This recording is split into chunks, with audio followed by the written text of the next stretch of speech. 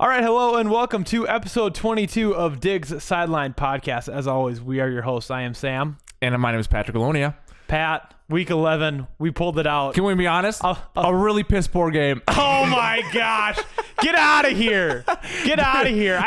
This is going to be like the fourth time I've burned you on this week. Yeah, please Pat, do. Yeah, bring it up. Go for it, bud. Okay. Yeah. Pat, his initial reaction to the game was that it was sad. Very sad. Sad. No. You didn't get I didn't give you my initial reaction. No. Give it to me.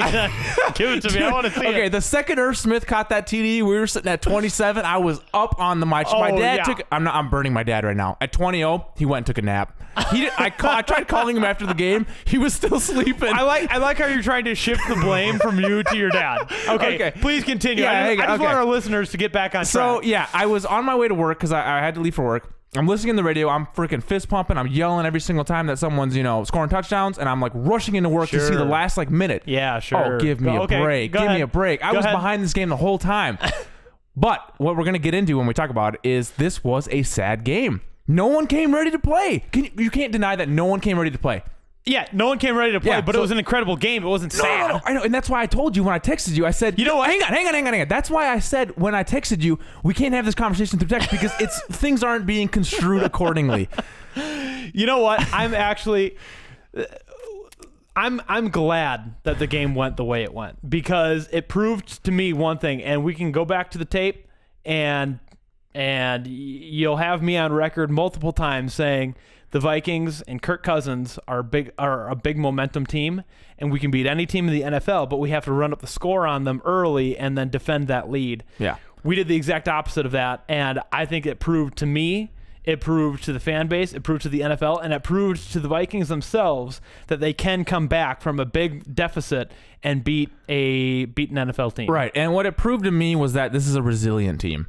This team where it was 20-0, and I think a lot of us in our heads were kind of like, and Sam, don't make me bring up text messages that you were sending to when we were down 20-0, okay? You don't live in this perfect, I'm behind this team every single second step of the way, okay?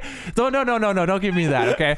I'm not. You know what? Those text messages are more in reference to specific events that were happening in the game. It wasn't necessarily the game as a whole or throw the baby out with the bathwater. But after the most incredible comeback in the last 6 years of NFL history, Pat says that was sad.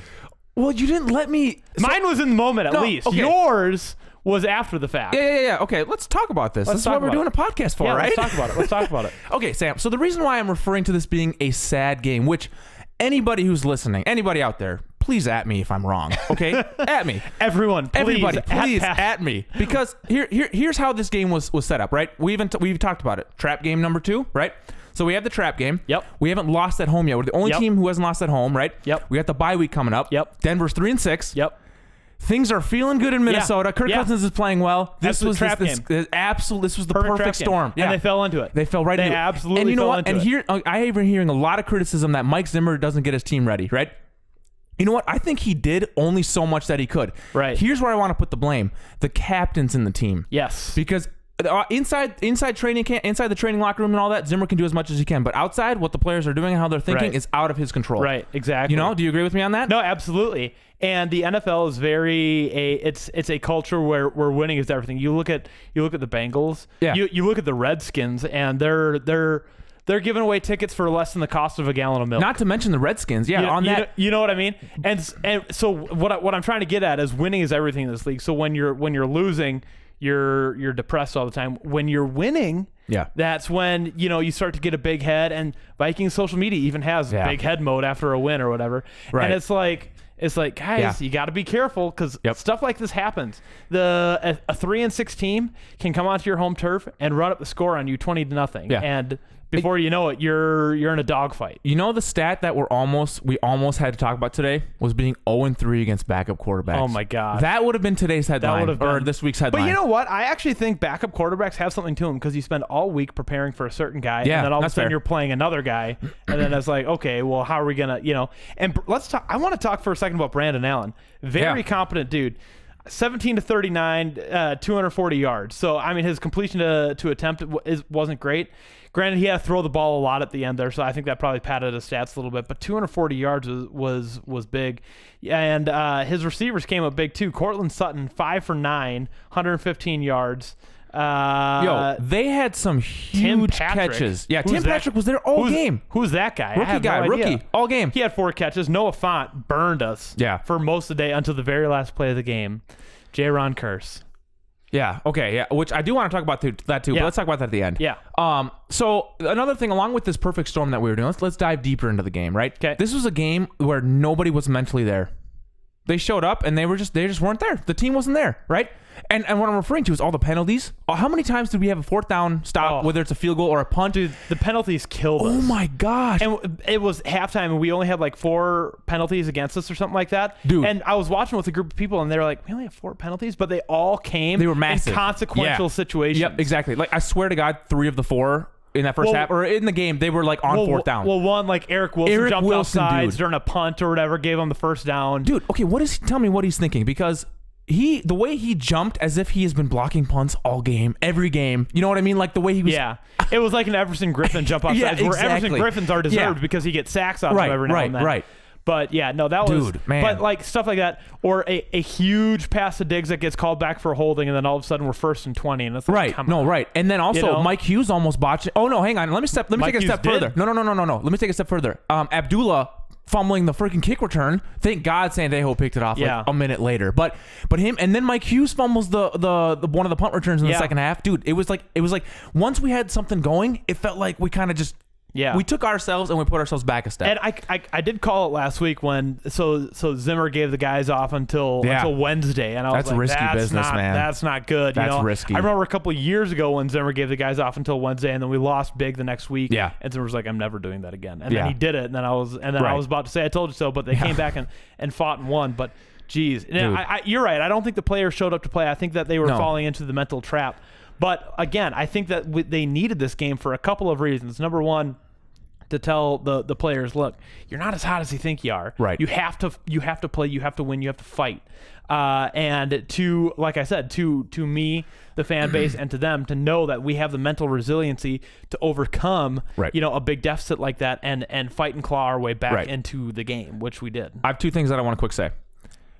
The only player in the first half, when all was lost, who was giving it his 150 billion% was Harrison Smith. Oh, the only player. We were down like 17-0, and dude, he was tackling like he was like pissed off at how poor we were playing. Dude, I didn't see that from anybody else in the first half. I know. Like nobody. And you know what? I think it ended up costing him in the end. Yeah, he got hurt. He got hurt. He has a hamstring injury. Yeah, but dude, he was tackling like mad. Oh, I haven't seen him this mad in a while. He was angry. And when I see him arguing with Cortland Sutton on one of those short first downs that they ended up getting, dude, I was like, this guy's pissed. I know. Yeah. I just hope he can get healthy for right. Yeah. I didn't see what play he came out on. I didn't either. Yeah. But geez, yeah, it was rough. So J-Ron Curse, though, he came in and he played admirably.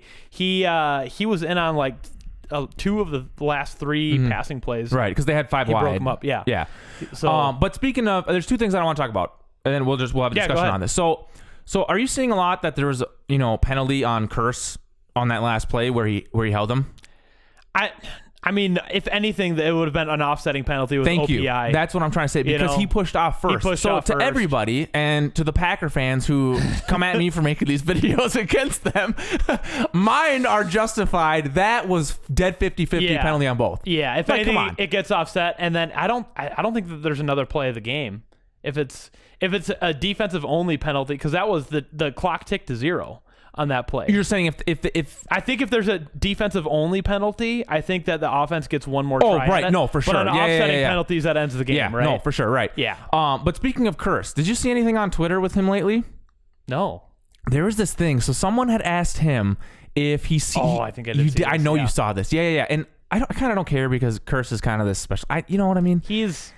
Yeah. So I don't even. Is this even worth us talking about? No. Yeah. Let's bring it up. So if I'm not mistaken, somebody tweeted. This was before the game. Oh, so before the game. I wasn't sure if this was after. So, hey, Dad. So this is before the game, but curse. Somebody added. My dad just threw me off. It's all right. I think I know what you're talking about. It's when somebody reached out to him or a curse. I think he tweeted out first. He said excited for what my future brings. Oh, that's right. Yeah. And then somebody added him and said, does that future include the Vikings? And he just tweeted back and said no. He just said no. Right. Like, oh, geez. And then like someone made some other comment and he did like this emoji, like he agreed with them. Yeah. And then the final straw was someone was like, dude, give me a break. Like, you are who you are because of the coaching staff. And he was like, he's like, the coaching staff hasn't done anything for me. Basically, is what he was saying. He has a lot of the physical gifts. His size is big. He has a huge wingspan. He has a lot of those things that you can't coach. And the coaching staff is helping him out a lot. When we first got him, man, he was a raw guy that definitely needed some polishing. Yeah. And I think he's been doing quite well for himself. I don't think he's a starter. I think he's good in a lot of situations. Deep in when they're backed up in the red zone, the offense is on the 5-yard line. He has the wingspan to get in there and break up passes. Right. He's a physical specimen. The Hail Mary at the end of the Dallas game, he was able to go up above everyone else and get it. Mm-hmm. He's the guy for some specific situations. I don't think he's good enough to be the Harrison Smith of the world. For sure, for any team in the NFL. Good player for sure, but he's more of a I just kind of have guy. I'm not gonna lie, I kind of have a problem with what he said. Yeah, I'm gonna be dead honest. Like I don't know who he thinks he is to be in that position. Again, who am I to sit here and say that? Anyways, but no, I think he was just frustrated. I think. Well, no. Here's my question. So is he frustrated? Is all this stemming from the DUI that he got? I think so. I think how can he be mad at us or Viking or Minnesota? You know what I mean? Like I think whatever. I think Zimmer embarrassed him either publicly or privately to the team, and I think he got mad at that. Okay, that would make sense. I guess I didn't know about that. But you're saying he did, whether it was privately in his office, just one-on-one to Zim, or in front of the team. I think something happened after that DUI. And then he goes out and gets the interception, and then he has the tweet, and he goes out and has that game-winning break. So now he thinks he's in the free agency. He's going to go get paid. Yeah, exactly. Yeah, all that probably stuff, get a little bit, but yeah. Anyways, enough curse. So I want to talk about the game for just a little bit. Yeah. Let's okay. Now let's kind of break it down a little bit. First quarter. Yeah. Right. They go up 10-0. Yeah. And I'm at a public place with like 20 people watching the game, and I'm just like. And we're doing the same stuff. Yeah. Third and 7, and we're throwing the ball 3 yards down the field. And you want to know my other problem that I had with this game? This was kind of like Chicago, where we were committed to running between the tackles. Yes. At what point does someone go, this doesn't work? The first half reminded me a lot of Chicago. The Chicago game. Yeah, exactly. And then exactly. I was just like, just pitch him the ball. He makes magic happen. Yeah, I agree. You can't stop running it. Not even running it, but you can't stop running it up the gut because it tires the defense out. No, but when you're second 8 in the box, it's it's tough to do. So we're making these mistakes. We're playing like we played against the Bears. 10-0, 20-0. Yeah. Halftime. Sam's sitting here and he's like, oh. Well, it was just like at this point, my dad's taking a nap. I'm like, yeah, exactly. This is how it feels like in Minnesota. Yeah. So we go into halftime, and Kyle Rudolph said it today on Pat McAfee's show. He's like, we went in there, Vikings. I gotta watch that. Vikings won the coin toss, so they were able to get the ball coming out of the second half. And Kyle Rudolph was like, the mentality coming out of that of the locker room was, all right, it's 20-0 right now. If we can score on this opening drive, it's going to be 20-7, and all of a sudden we have a ball game. And did they score on that opening drive? I know they scored a touchdown in the third quarter. I went to Irv. Oh, did Smith. we? Yeah. No, we scored. Yeah, was that on the opening drive of the second half? I'm pretty sure we did because we scored immediate, and then I texted you guys. I was like, here we go. Yeah. I was like, here we go. Here we go. Yeah. So then they answer back with a field goal, and it's like, all right. But on that field goal, though, let's dive into it. That was when Eric Wilson, costly penalty. That was that costly. And then we stopped them. It was 3 and out. We stopped them on their like 40, right? Yeah. And they were going to punt. They didn't punt. And then they took off another 4 minutes off the clock. And I'm sitting there, I was like, I know. I was like, these stupid mistakes are going to cost us. I was like, those 4 minutes are crucial. And then fourth quarter, we go off. Tear. Yeah. And then so Cook ended up running for one. Cook ran for one. Yep. And that I think Dan Bailey? I don't think he missed a field goal. Was what we scored 20 points. No, we didn't have. Was that two field goals? No, because we went for an extra point. I'm sorry. 2-point conversion. We did. Yeah, we ended up going for a 2-point I don't think conversion. Cook got it. Is what it was. Yeah, that's what it was. Yeah. So we do that, and because at that point it was only a 2-score game because we were down by 16, so we would have needed 2-point conversions. We go for it. We don't make it, and then go ahead. Yeah. So Cook scored a touchdown. We got them to punt on 3 plays. We stopped them. Right. Yep. We got the ball back. Then we hit Diggs on that deep bomb. Diggs just went deep. Dude, hey, I just want to talk about the play action again. Yes. We need to run that more. I don't know why. I was begging for it in the first half. Because we couldn't get the run game going. That's why. It doesn't matter. I mean, it matters. It matters, but you still are. You should trying still to do it, defense. right? Exactly. No, I get it, 100%. And just the motion gets Kirk rolling, gets the forward momentum of him running forward, and just the thought that a defense has the balls to not even act like Cook can still make a difference in the second half, right? You know what I mean? Like it's you got to be pretty ballsy to not still anticipate the run being a factor, right. So yeah, it was Diggs touchdown, and then here was, I think you texted me or after the game, I think you were like, the difference maker was McManus missing that field goal. Yes, so that was huge. That was huge. So Brandon McManus, so they go down the field and they are lined up to kick a field goal.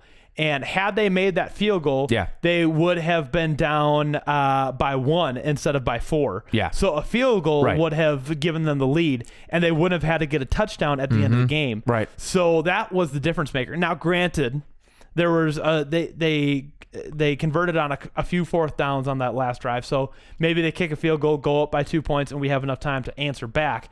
But by the sheer fact that they didn't make that field goal, it put them in a tough spot where they needed to get a touchdown, and that was the difference maker in the game. Yeah, no, for sure. And then we followed that with the Rudolph touchdown, which I could not believe how much there was. It had to have been a blown coverage. It must have been, because he was wide open on the end, and he just walked in. He caught it at like the 20. He walked in.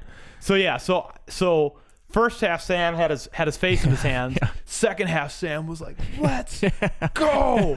Dude, I know. It was incredible. And everybody, I was out with like 20 people, and they were all like, everyone was celebrating. Did everyone stay for the? Everyone stayed. Everyone all stayed. Vikings fans. They were all Vikings fans. Good. And everyone stayed, but like everyone was like cheering, like high five. And I hear Sam like jumping out of his seat. Let's go, dude! If we were watching that together. I want to talk about one more thing about the highlight of this game. Yeah. Man, we're Packer fans, man. Oh, they were so salty because this was their bye week. There was nothing they can do about it. So good. There's nothing they can do. And you know what? It. I had 2 Packer fans, and I do this to them too. I think it's what you do in rival games. But when it's supposed to be an easy game, you text them and you go, "Hey, enjoy the easy win." Yeah. And then I texted it back. I was like, you take that back. You do not say that stuff. I know exactly what you're doing. Yeah. And then we're sitting at 20 and I texted them. I was like, thanks a lot, guys. Like, yeah. You know what I mean? But so to come back around and beat them though, that was just as satisfying. Or not beat them. I'm sorry. And the thing that I learned about the Denver is their record does not reflect their talent. No. They're maybe for their offense, but their defense was just and there's some statistic that with that game too, they've blown 4 fourth quarter leads. Yeah. So I mean, this is just a game of inches, if you will. Packers fans are so salty. I had one of my Packer fan buddies who's actually, I think he's going to be a guest on the podcast here on our preview episode. He was I posted that FSN stat of like teams are 0-99 for, which by the way, let's talk about that stat real quick. Yeah, teams are 0-99 for the last 5 years. Literally, you don't playoffs. have a chance to win. From what it's saying. From if you go into halftime down by 20 or more. Yeah. And then so FSN goes, after the win they go 1-99. Yeah. And the picture is Kirk Cousins just like taking a sip of his water. Like it's the Kermit the Frog meme. It says Gatorade. like it's the Kermit the Frog meme. Yeah. Right. And what's funny too is like you can just tell that he's got no idea that the camera's on him. Like he's just casually sipping his Gatorade. So I posted that with the sunglasses emoji, and oh man, it sparked a little. Curtis got real salty. Yeah. And it was fun. There was some back and forth with some of the Vikings fans in my mentions there, right. But that was fun. But it's gonna be tight. Yeah. It's gonna be real tight coming down to the wire here. Vikings are 8-3 and Packers are 8-2. Vikings have their bye this week. Packers have their bye last week. Packers play the Niners this coming week. Right. And my brother said it. He goes, I have a feeling that this game is going to help determine who wins the NFC North. Yeah. Because the Packers might very well not lose after this and the Vikings game. They might win all of the rest. And you know games. what else I was texting my Packer friends too? I was like, I put pride aside and all that aside, and I said, guys, let's be honest. This has been a darn fun season. It's like every third that we're neck and neck like this. Yeah. Coming down to the wire, and I was like, let's just enjoy this. That Week 15 game is going to be so much fun. It's going to be whoever so much wins fun. loses. Monday it's going to night be so football, much fun. Booger McFarland, which by the way, hang on. That's Monday night. That's football. Monday night That's football. Monday night football. Dude, I thought they were going to flex. I thought it was Sunday night, or Sunday, and I thought they'd flex it to Sunday night. It's already Monday night football. I wanted Chris Collinsworth. And I know, I did Al too. Michaels. Do you think they'll flex it out of ESPN? Can we write an email to Roger? Dude, Booger McFarland got roasted. Oh yeah, last night. Let's talk about that. We're recording this on Tuesday, so Monday night football already happened. Booger McFarland got roasted. There were Taylor Heineke, he was a Vikings backup quarterback for a long time. He tweeted out, "Booger, it's not cover 2. Quit saying it's cover 2." Just calling him out. And then Jamal Adams. No, Devontae Adams. it was Devontae Adams. He quoted Booger McFarland, and it was in quotes, and he said, he goes, "There's more losses than wins in this league." And it was like, what? Yeah, what are you talking about? And Diggs commented on that, and he said, "Just let me commentate." He's like, I might as well commentate. The Monday Night Football crew is just so bad. Yeah, if anyone knows, Sam and I really despise the Monday Night Football crew. And ever since John Gruden left. Ever since John Gruden was the best. Because him and Mike Tirico, they did a good job. Oh, man. Yeah, that was and fun. I don't know why when John Gruden left, they pulled Tirico. Tirico was awesome. And Tessitore, he's not as good as Tirico, but I feel bad because he's just doing he's the broadcaster. No, right. You got to get a solid color guy in there. They missed the boat with McAfee, man. Yeah, they really did. And now you can't pull Booger unless you have a reason to, and you can't. I mean, maybe fan outcry is enough of a reason, but man, right. It's just sad because it's just a primetime game that you can't really watch anymore. Yeah, no, it's just. But anyway, so I think the biggest takeaway for me from this game. Yeah, what's your takeaway? Was that, and I said it earlier, was that I truly believe that the Vikings can beat anyone in this league as long as they beat them, as long as they ran up the score and defended the lead. Mm-hmm. After seeing what we were able to do and the resiliency, I think that we could be contenders in any game, no matter the circumstance. Right. So here's my take on this. So I agree 100%. So I know in NFL, anybody can win. Right? Can we agree? Yeah. You could be 0-15 any given Sunday. Any given Sunday. That's the exact quote, right? Yep. So I recognize that. What's unsettling for me is just I don't like sometimes the way that these guys play. The secondary is not. No one knows what's going on. No one. Yeah. Nobody Even has a clue. Zimmer. They brought it up and they were like, Zimmer was like, "Yeah, I mean, we had some good passes broken up there at the end of the game, but our secondary has been killing us all year." And I mean, something we got to lock here's down. my thing. I don't think there's no fixing this at week 12 is coming. There's no fixing this. This is what it is. This is what we have right now. And so what I wanted to bring up, this is a rare time when our offense, we have enough firepower on offense to be able to bring us back in games. Because usually the narrative has been for years, our defense has not let up enough points, and we just simply haven't been able to score points. Right. You know, so we've been holding them like 10 or 12 or whatever, 13 or whatever. And now it's the reverse. Here's the thing. Now we're putting up points. Here's the thing is we've been spoiled as Vikings fans with the defense that's totally incredible. Yeah, I think our defense is on par with the rest of the NFL. We're just used to being the best in the league. No, that's a very good point. You know what I mean? Oh, for sure. So yeah.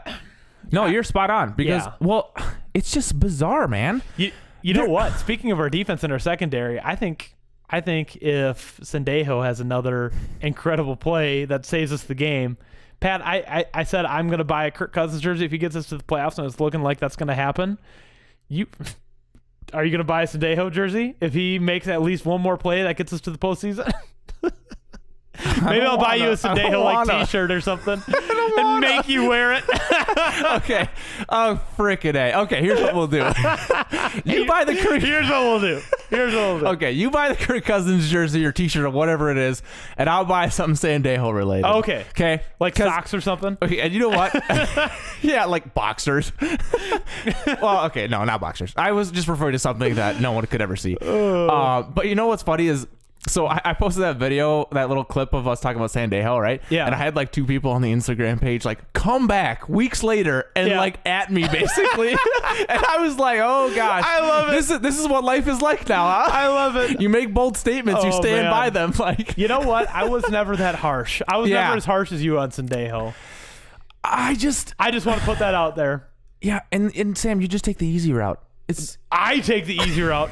I take the easy route. I'm the one stressing and thinking and believing that we can come back. I feel like I willed the Vikings to come back. You did. You were the one. You were the one. You were the one that gave up. No, in this game, you said this is a sad game. I willed the Vikings to victory this week. Boy, do you just have your chest puffed up right now like some weird... Let's go, dude. I was watching that game with my heart on my sleeve. I was all in that game. Yeah, you were saying it was sad, dude. I know, Pat. I believe you were watching with passion. I believe you were. Your nose is getting bigger. Dude, I was watching that whole game. Give me a break. Would I be doing a Vikings podcast right now? I know. All right, so join us next time on Dig's Sideline Podcast. It is the Vikings bye week, but I think we'll have something special cooked up for you. And after that, we'll be coming off of the bye week and previewing the Seattle Seahawks game. Biggest game Monday of the night year. Biggest game I'm of the year. saying it's the biggest game. Monday Bigger Night than Football. Packers. Yeah, I agree. Bigger than Packers. Monday Night Football is in Seattle. Yep. I think they're a better team than the Packers. So yeah, this is going to be the biggest game of the year, and it's gonna help us determine whether or not we win the NFC North. So it's going to be a big week. Yeah. So until then, Skol Vikings. Thanks, guys.